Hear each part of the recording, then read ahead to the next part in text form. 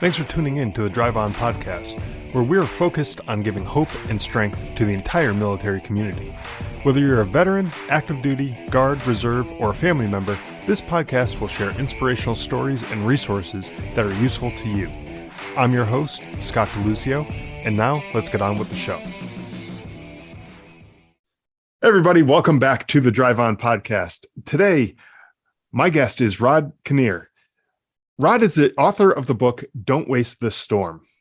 In the book, he discusses his secrets of perspective shift during the storms life sends your way and how it allows others to experience things that they never could have imagined.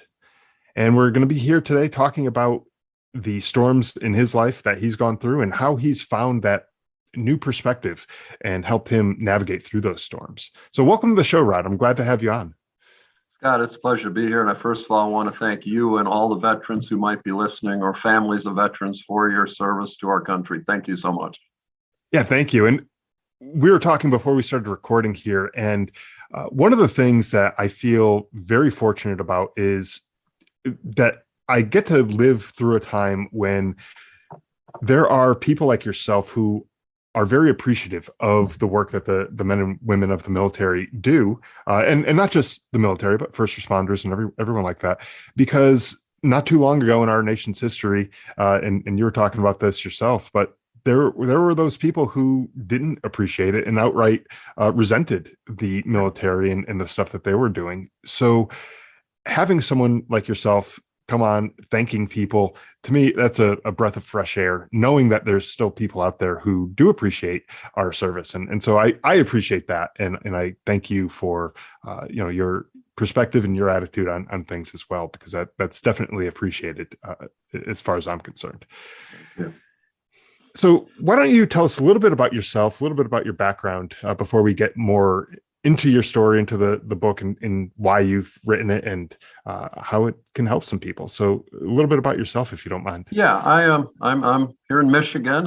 Like I was telling you earlier, I grew up in kind of a blue collar family. My relatives were factory workers or farmers, and I always knew I want to help people. And somehow I asked a pretty dental hygiene student to dance at 18. And let's just say that was the beginning of a 40-some year history. I became a dentist. And I always wanted to serve people, encourage people. And after 8 years of being a dentist, a lot of people don't know this, I actually sold the practice, took 4 kids, and I went to the seminary. I was in church work. I left dentistry for a 10-year period, then came back to dentistry 20 years ago.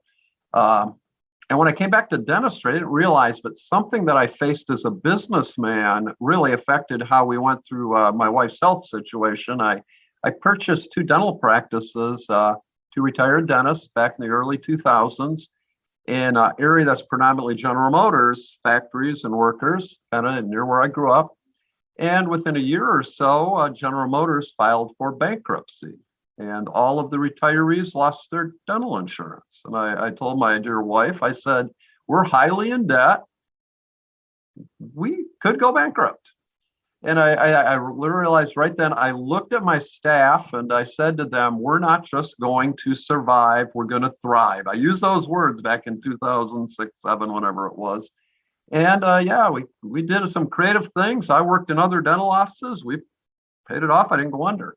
So then you fast forward a few years and my wife's go after a 2-year really bad health storm that wasn't terminal. She has a weird blood test and we find out she has terminal cancer and they give her 18 to 24 months to live.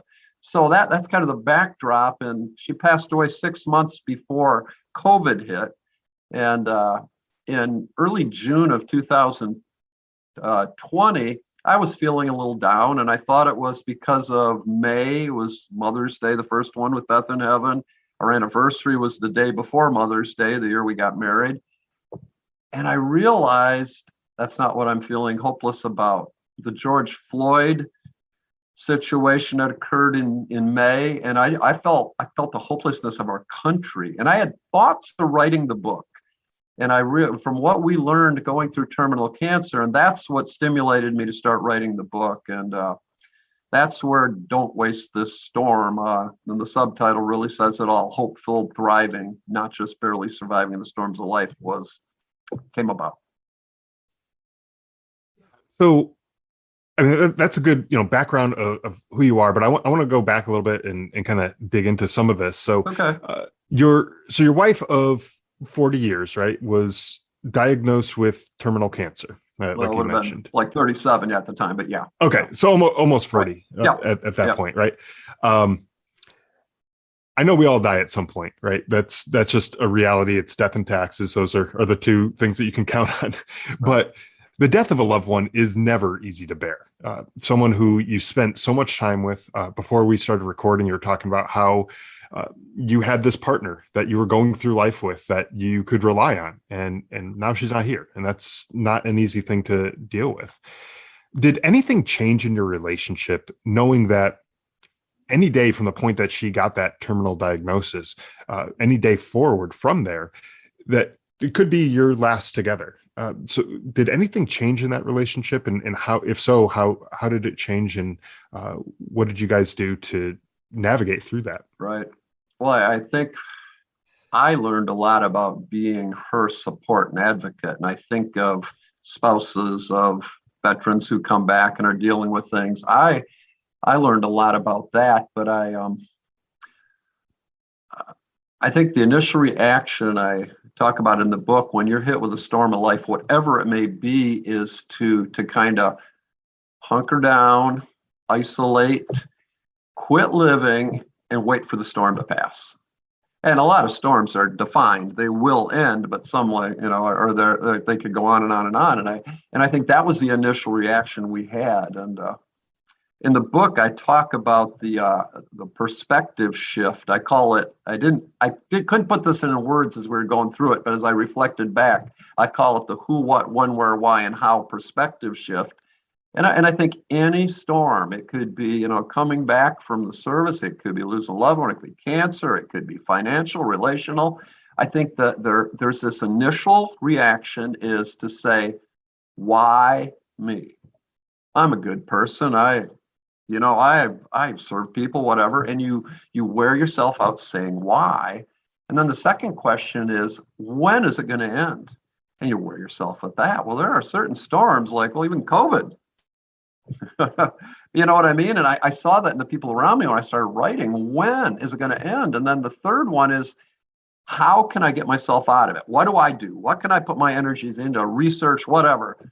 I realized, Scott, the first two questions, if you believe in a higher being, only God knows why or when. And yet the energy expended, and to me, it's a victim mentality. It's a pity party mentality. And not to say we didn't have it, I did. I mean, we were going through another health storm and then thinking we're almost getting through it when wham. And my wife was the kindest, gentlest, most grace-filled serving woman on the face of the earth. So I started to say that. But then a few months later, she was spending 3 weeks in the cancer ward at University of Michigan. And we had moved out of that, but I said something to her that was just, it said it all. I said, Beth, it's not about us. And she knew what I meant. I said, it's not about us. When I told you about the who, when, where, why, how, well, I did the why, the when, the how. Now let's do the what, the where, and the who. I realized, what were we supposed to do with the gifts and the experience that we had had up to this point in our life, where we now found ourselves, which could be hospitals, clinics, cities we never planned on, with who is now around us. And when you take that mentality, you start to see opportunities and purpose. And we took a cancer care unit. I'm going to say somebody higher than us was working through us, but you want to find hopelessness, go into a cancer center where there's virtually everybody's bald, and they're not the guys that have hereditary baldness, they're women. Right. And all of the curtains, shades were pulled in all these rooms, but they want you during your chemo to be getting exercise. You got to walk for miles around this cancer ward. And my wife started putting encouraging sayings on her window. She put some Bible verses, put thank yous to the staff of that floor. And I would purposely do my quiet devotion time in the family lounge instead of my wife's room. And we would just encourage people, staff, janitors, people we'd see. By the end of the 3 weeks, we saw so many more windows open. encouraging little sayings. We didn't do anything that big. But what that does for you when you're in the midst of a storm, there's that saying, it is more blessed to give than to receive. We were feeling, I'm sorry, I'm getting shivers, but it's like, that is what we discovered. My wife, I mean, she physically was doing awful, and yet it just lightened her up. So yeah, that perspective shift. And I think our human nature is to, well, I told Beth at one point, about a year into it, she wanted to start making videos for her. We had 11 grandchildren at the time. We now have 13. She wanted to make videos for their big events. And I remember saying to her, when you start preparing to die, you're going to quit living. She never made the videos, but as my book will show, the things we did, she was in Romania on her forced mission trip of her cancer. When they said, you can't travel, your immunities are too low, you'll die. And she gave a testimonial in this little village. And she talked about, when you're in the storms of life, go, listen to God and go. And then at the end, she looked at those Romanians, and it was such a blessing. She summed up what I'm trying to tell you. She said, when we come to Romania, everyone tells us how blessed the Romanians must be. She looked at those villagers. She said, we receive more from you than we give to you. And that was what we found that gave us that strength in the storm, serving others. Yeah, and you find a purpose in serving others, right? You're in that cancer ward trying to get treatment for, I'm talking about your wife at this point. So she's in there trying to get treatment for herself. And every day she probably wakes up thinking, okay, I have to come up with something motivational or a Bible verse or something that's going to help other people, to bring light to their day. Because like you said, you walk outside that room and all the shades are drawn. It's dark. It's not that bright, encouraging environment that you would hope to have. Right. So now, instead of focusing on the doom and gloom of her own diagnosis and her own situation, she's now thinking of, how do I help this other person, this person down the hall who maybe doesn't have family who's coming to visit, or this other person who is maybe getting close to their last days, to help them see some bright message, some encouragement, some positivity, some reason to keep fighting. Right. And that becomes the new mission. I know when you were talking earlier about how you start to think, why is this happening to me? Why is this happening to my family? So I lost my brother in Afghanistan while I was deployed there as well. And I remember that night after finding out that he was killed, that I remember just yelling out and saying, why him? And it was me talking to God, like, why would you do this? Why would you take such a good person from us? And in that moment, I realized that I'm not going to know the answer. Only God knows the answer. There's an answer out there, but maybe I'm not meant to know the answer. And I just have to be okay with that. And from that point forward, I kind of just stopped asking why him, why not me, all that kind of stuff. I stopped doing that because I realized, what good is it going to do if I keep beating myself up over this? What good is that going to do? It won't bring him back. It won't change anything. It's just going to just make me go crazy trying to figure out the answer. Well, and the other thing I realized after her passing, but it also, we're still here for a reason. And if we're spending our time grieving or angry, and so many people are, there's no value to their existence. They can't be used. And I'm not saying it's easy, and I'd be another to bring up to veterans because it sounds like, just serve people and everything will be great. I talk about 4 things I found that really helped us not just survive, but thrive. Service was one, but one of them is community. And what I mean by that is, I think, like I said, I'm a person of faith. I think the devil does his best works when he can isolate us by ourselves. And didn't COVID do that?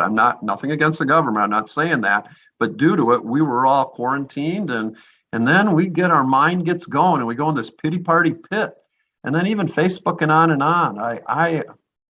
I didn't want to be a part of Facebook because everybody was just spewing anger and frustration. And I'm going to talk a little bit later, if I have time, about the not-for-profit, my wife's name, Be the Hope. But I started a Facebook group, and I said, this is to talk about simple acts, being the hope to others. There's no talking about politics, no talking about anger. And if you are, I'm taking you off. But I believe good things happen every day. Let's talk about that, and let's raise our spirits. And my hope is this book, we can drive that thing into millions on Facebook. But yeah, Be the Hope. But so community, and I think we luckily were part of, I don't want to hold us up as, oh, we had it all figured up when the storm hit. We luckily, I had a breakfast, men's breakfast that I went to once a week. She had a women's group, and we started a couples group in our home. So we were in community. And I wonder, when that storm of terminal cancer hit, if we hadn't been in community, would we have had the energy to seek it out? I'd like to think yes, but I think so many people don't. And I think the other thing is everybody thinks it needs to be a community where you're all, I don't know yet. I'd have to talk to counselors, but does it need to be people that are going through terminal cancer? Does it need to be people that are dealing with PTSD? We had people in our groups going through stuff. And a lot of times I get up for that 6 o'clock breakfast thinking, oh, I got to go because I need it. More times than not, Scott, I was supporting an older guy whose wife was sick or had just died. I mean, this was like a year before Beth passed. And I just think being in that forum of just doing life together, there was a value. Not that it's the same difficulties or same storms, but I don't think most people, when the tough times hit, they wall off. And that was a key for us not doing that. And it's easy to isolate and not do anything, right? Yeah. When you don't feel like getting out of bed in the morning because you're so depressed or you're so just sick of dealing with things in life, it's easy to just not do it and just stay in and not go out and socialize with other people or do the things that you normally would have done. It's really easy. And humans are I don't want to say humans are lazy, but we like to do the easier thing. We tend to gravitate towards that sometimes, right? We're looking for that comfort, and if something is a little bit hard to do, we're gonna tend to stay away from that. Not 100%, but it just seems like that's the easy way to do things. And like you were talking about, like when you're dealing with a loss of any type, sometimes people think that the grieving process is just something we need to just get through. We just need to make it one more day and eventually it just gets easier with time, right? Which that's not necessarily true. But that's like survival mode thinking. That's not the thriving that you were talking about, right? Yeah.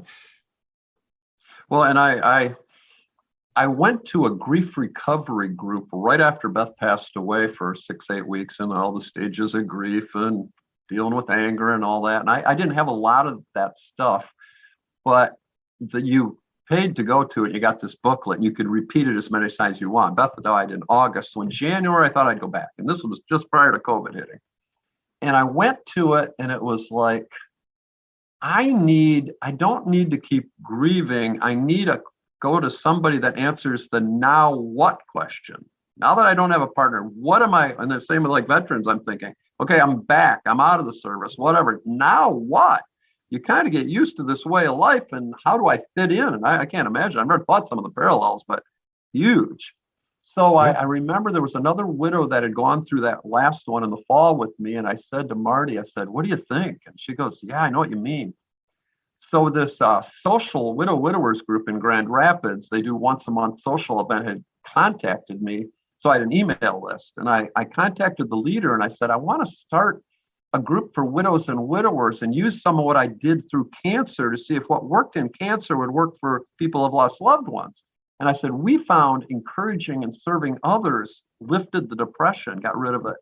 And I remember she said to me, oh, that's way too much. That's way too much for a widow or widowers after they've lost a loved one. So then COVID hits. About a month into the self-quarantine, I texted a message. I said, could we talk? I goes, there's something worse than losing a loved one. She goes, what? I goes, put self-quarantine on top of it. She goes, oh. I said, could we try my idea on Zoom? So she gave me a couple other widows. I had a couple I knew. We started with 5. And we did it for about a month. And I remember June of 2020, we had our first meeting together in a park, socially distanced. And as I talked about a neighbor or a coworker, praying for them, encouraging them over a few weeks, you could see the difference in their demeanor as they got out of looking inward and pity party to just trying to look outside of themselves. So it worked. And I wonder with veterans, like I said, there's so much with the VA and other things. I don't know the exact parallels, but I think some of these things in my book, sometimes reading another journey, what I did at the end of every chapter, I have what's called refuge reflection questions. And it's a way to take the storm we went through and use some of the concepts to apply to their storm and see, is there something here I can learn? And that was what I was really doing with widows and widowers. And it works. It really works. Yeah. And part of the reason why I wanted to have you on the show is because it is a different perspective that you have. It's not, you don't have the military background. You didn't have combat experience or any of that kind of stuff. Oof. But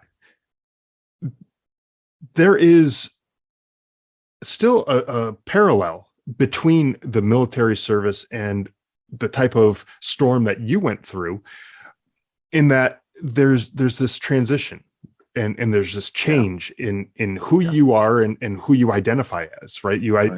For all those years, you identified as someone who could rely on coming home and having this partner that you were with to be able to talk through problems and go through the, just day-to-day life, just the things that you were dealing with.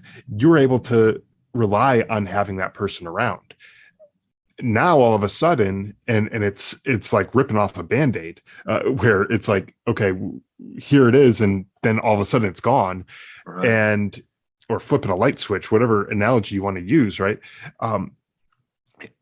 It's a completely different world that you're now living in. You don't have that person around, and there is some grief that goes along with that. You obviously have to grieve the loss of that person, but when you think about the military and the military service, when you leave the service, you had identified for all those years that you served, whether it's 5 years, 10 years, 20 years or more, you've identified as a military service member.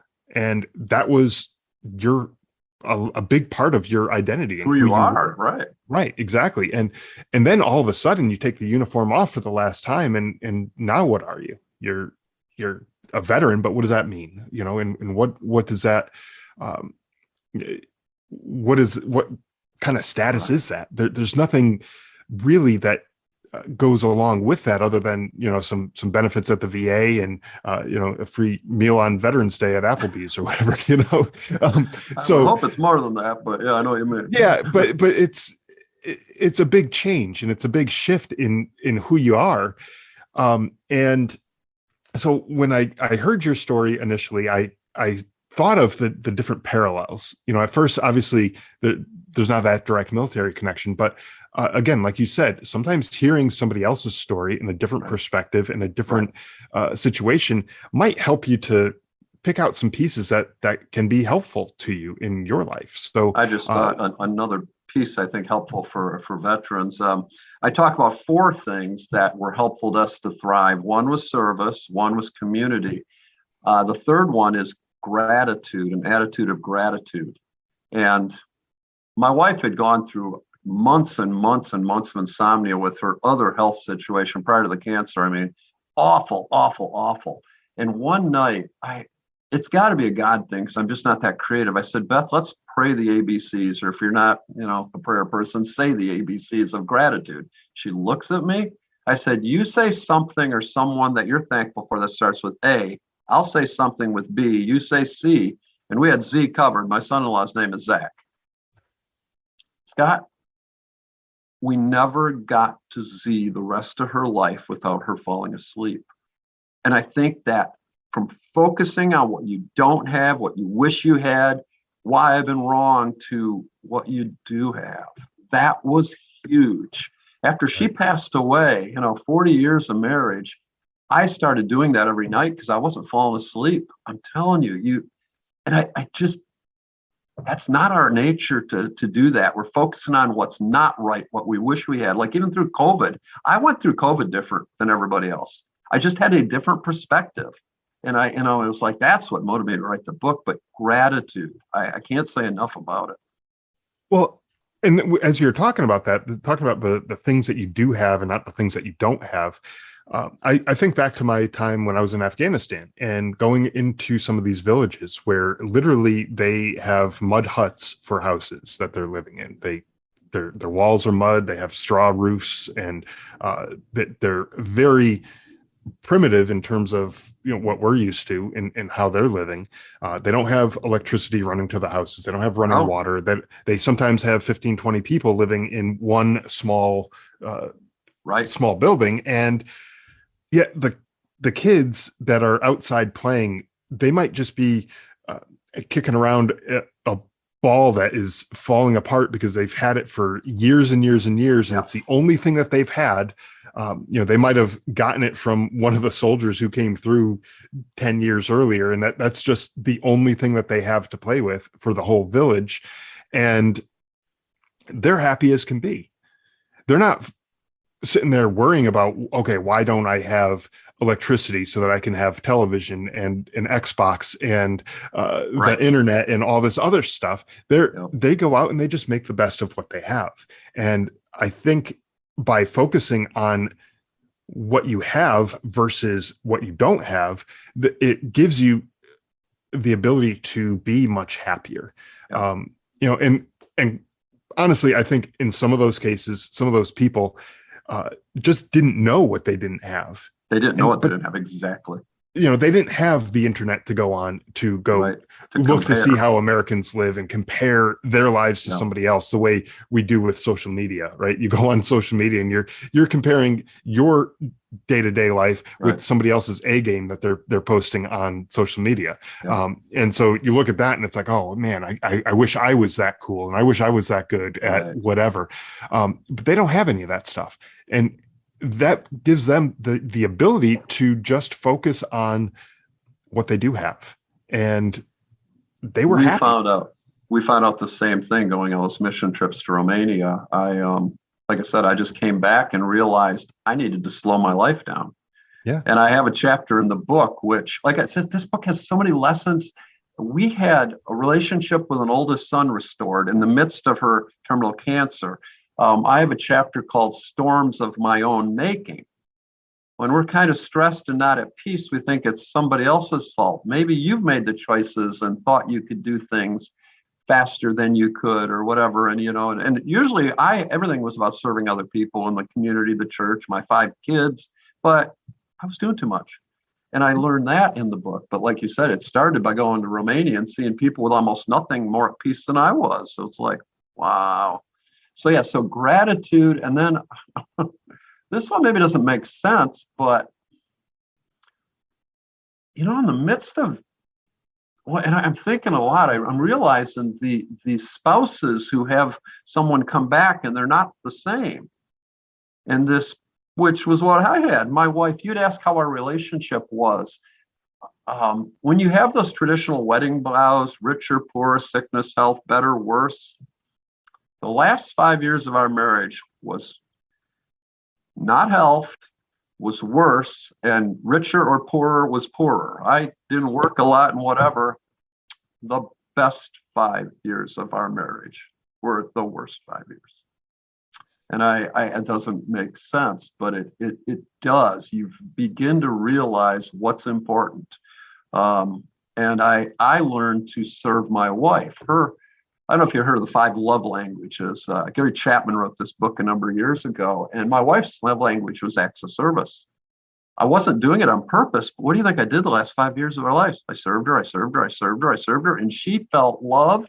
I thought, man, if you've never read that book, get it. and you need to start saying your wife's love language. And like I said, we always had a good marriage, but I was doing her love language, not intentionally, just I had to. It's what she needed. But I learned how to support her, and our marriage grew. And I'm thinking some of those veterans that come back, if we can encourage the spouses who I'm sure this is a different person, how do I do it? That if they can find ways to encourage and they can have that relationship again, it's going to be different, but it very well is going to be better. So the fourth thing I bring up, which is laughter. You're thinking, what do you mean? Laugh when you have terminal cancer? Well, what are you want to cry? But laughter and support, I guess both and I mixed them. One night I could just see I'd up my game as the supporter of the one going through it.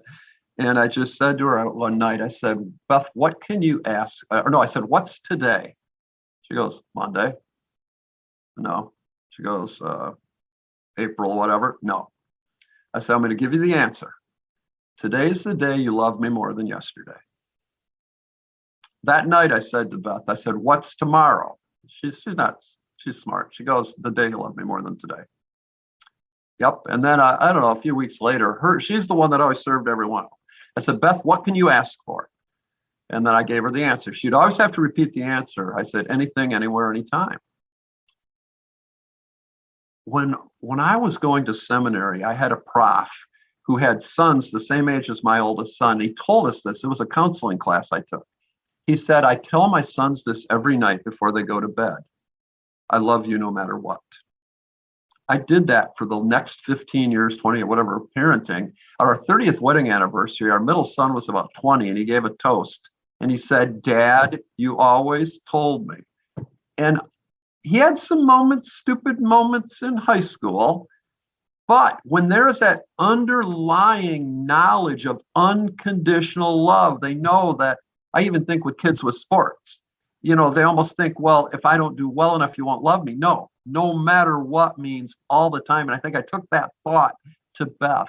She heard the what's today, what's tomorrow for the rest of her life until the 2 days she was unconscious before she passed. And I think that the support, and it goes both ways. When you show love, you receive love. She became more demonstrative in her love to me, not that she wasn't, but that one. But now the humor. So the other thing is I talked about doing the ABCs of gratitude.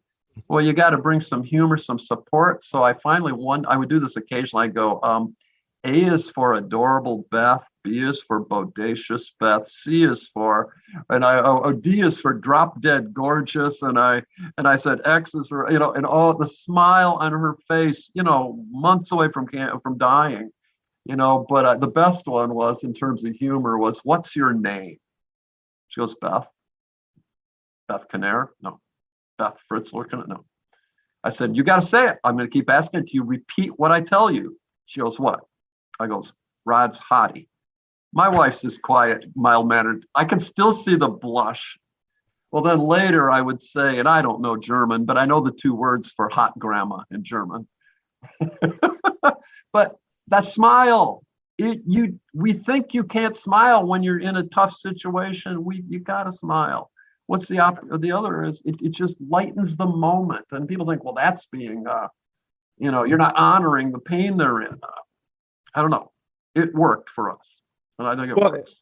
Yeah, and I think that laughter too, because it's important, because if you are spending the last days of your life having that pity party and just sad and just beating yourself up, I mean, you're not giving her the best that she can have at, especially towards the end there.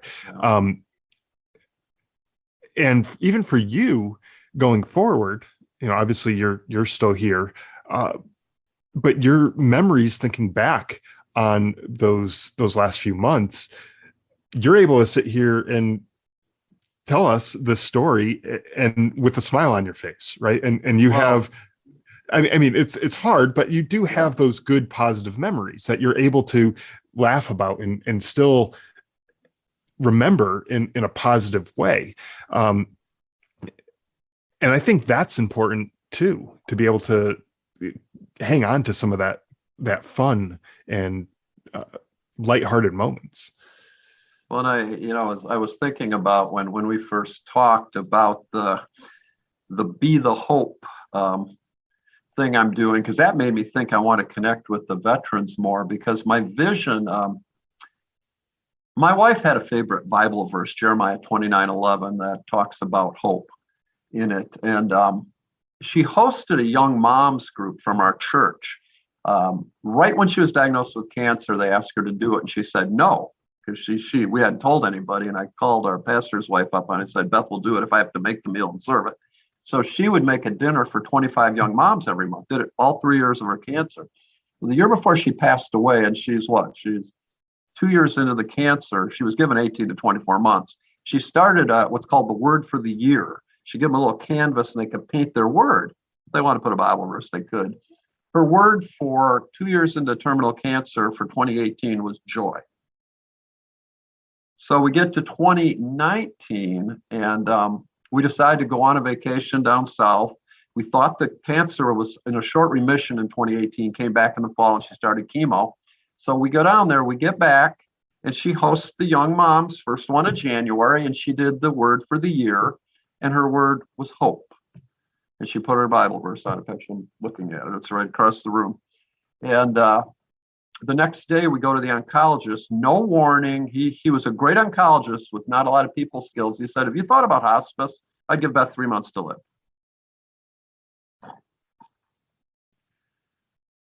So there we are. So about a week later, I'm sitting in church and I see Beth's name and I see Be the Hope. And I wrote it in my journal. And it wasn't until I told you about going on that mission trip and her giving her testimonial. 5 days after we got back, she opened her eyes in heaven. And about a week later, I got on with Vistaprint where they can do business cards. And I described this. And that's what they designed. It was like, wow. But so Be the Hope was an idea. I have the not-for-profit status. I'm working on the legal end of it. Oh, one other little thing. What does a couple do when they're a year into an 24 months terminal cancer sentence? There's an abandoned Girl Scout camp across the road from where we lived in southern Michigan, and we bought it. It had like an old 2,500 square foot building built in the 50s, mostly wooded on a small lake. And we're going to be opening that, I hope. There's not enough energy here, Be the Hope Retreat. And I put in the back of my book a lot of my visions for what it is. But when I started the Be the Hope Widowers group, I told them it wasn't a support group. And there's a time when you need support. You need professional counseling. But when I wrote the book, I was kind of putting in the epilogue some of my vision for the future. And I realized I don't want to call them Be the Hope support groups. I'm going to call them Be the Hope purpose groups. Because that sinful nature, we want to just be a victim. And I see so many people in our country want to be a victim, or the government wants to encourage them to be a victim. Everyone has a value. No matter what situation, you have gifts. You have something to give someone. And that's what I want Be the Hope groups. And I never had thought of veterans or veterans' families until we talked last week. And I thought, yeah, to get in an environment where I don't have all the answers, and it's not instant you do that and everything's great. That's not where I'm at. But over the course of best 3 years, it's just more and more we started to find out, to see that purpose where you're at. I put in the book, it's not where you're at, it's who you're with. And I think some people, the situation's got to be right, the job situation, the where I live, the what I have. Believe it or not, that veteran and their spouse or their children and who's around them, their family, that's what makes their life, and not that other people don't. The year before Beth passed away, we had 5 kids. We didn't go on dates enough, and we were getting close. The last one was in college, and we're down to, I think, 2 still in the house. And we were driving to a funeral dinner for one of her cousin's parents. And I, on the way, I said to her, I said, well, we're on a funeral dinner date. She looked at me. The whole point was we were by ourselves connecting for 2 hours. Yeah. That's all that matters. So now you fast forward of 3, 4, 5 years. I gave her a diamond ring when I was, and this is in the book, when I was 19 years old, dead broke in college. That $400 ring, I thought I was going to die. But on Valentine's Day. Well, when she had inpatient chemo, we spent Valentine's Day in the hospital. And I went out and I couldn't have real candles. I got the votive candles, and my daughter decorated like Beth would decorate. I bought her a red blouse to take her stuff off, her hospital garb. Hospital, yep. And they had steak on the menu. And I took the song that was our first dance, You Make Me Feel Brand New, and I will never forget the tears running down her face. It was our best Valentine's Day. It was in a cancer ward. And again, everyone wants to define their life based on the circumstances. It's all about your perspective. And like I said, we learned a perspective shift. Unlike most people where someone dies quickly, this isn't me being arrogant, Scott. I don't have a regret. Those last 3 years, the second last chapter in the book is go big or go home. And we just did, just live.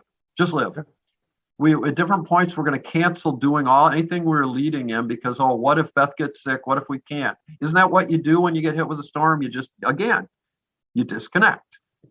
We didn't go to my 40th class reunion because it was in September and she might be scheduled for inpatient chemo. She got diagnosed in June. That was the only thing we canceled in the next 3.5 years. She didn't do inpatient chemo till January. And we found that. And if we have to cancel, someone will step up and take your place. But, just live. But that's not, like I said, the tendency is the pity party, the isolate, the wall off, and just be a victim. So if that's all you get out of this book, or what I'm saying, or be the hope, that I think that's so huge, that the mindset. Yeah. And when you think about the people that you've lost, right? In your case, your wife, but there's other people who are listening that they may have experienced a loss of another type. If you think about those people and who they were, the types of people that they were,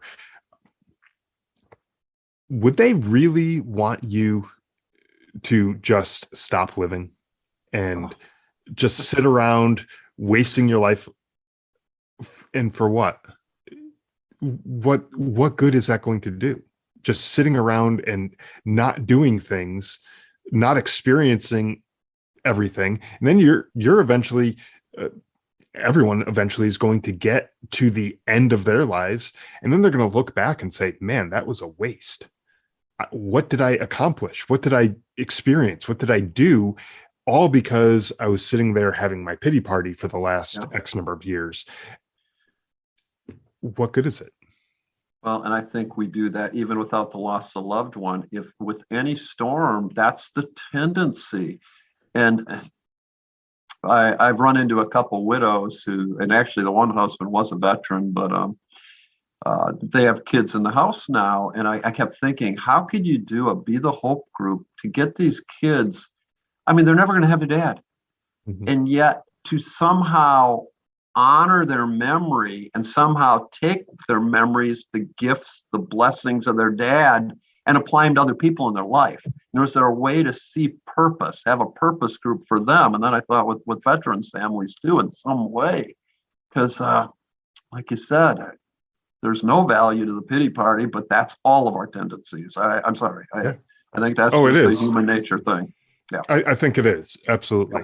Yeah. And then when you hear stories of people who get over that pity party and they go off and they achieve all these great things in their lives, it's like, wow, that's so inspiring. And how are you so strong and able to do something like that? But it's again, it's that perspective shift and just kind of changing your mindset.